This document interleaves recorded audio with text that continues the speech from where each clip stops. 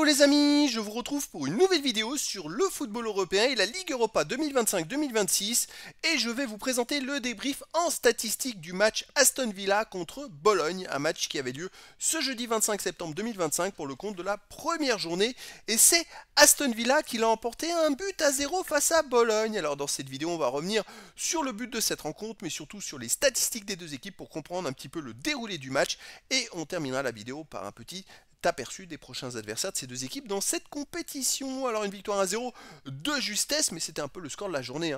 Et c'est McGinn qui a ouvert le score à la 13e minute pour Aston Villa, qui après a maintenu ce score jusqu'à la fin du match. Une petite victoire, mais c'est quand même les 3 points de la victoire. Alors les statistiques, il y a eu 1,24 XG buts attendus à 1,10 pour Aston Villa, donc léger avantage pour Aston Villa. Après, il y aurait eu match nul entre ces deux équipes, ça n'aurait pas été démérité pour Bologne.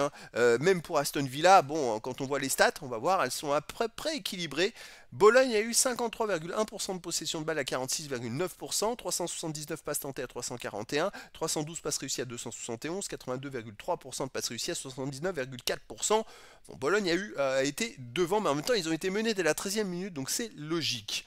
13 occasions à 7 pour Bologne, 17 tirs à 12 pour Bologne, 7 tirs cadrés à 4 pour Bologne, 3 tirs contrés partout, 1 poteau à 0 pour Bologne, 9 hors-jeu à 2 pour Bologne. Il y a eu quand même beaucoup plus d'occasions et de tirs pour Bologne que pour Aston Villa, mais ils n'ont pas été très précis en fait, ils n'ont pas été très percutants.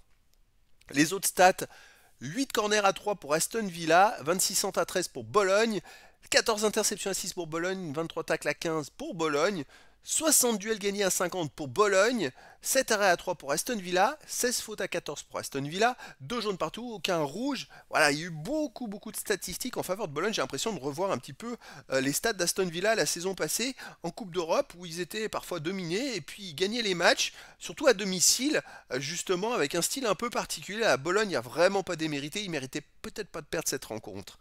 Allez, les prochains adversaires pour ces deux équipes. Alors, les matchs de la deuxième journée auront lieu le 2 octobre et Aston Villa jouera à Feyenoord Rotterdam à 21h, tandis que Bologne jouera à domicile contre Fribourg le 2 octobre à 18h45. C'était donc le débrief en statistique du match Aston Villa contre Bologne, un match qui s'est terminé par la victoire d'Aston Villa, 1-0. Voilà les amis, je vous dis à très bientôt pour une nouvelle vidéo.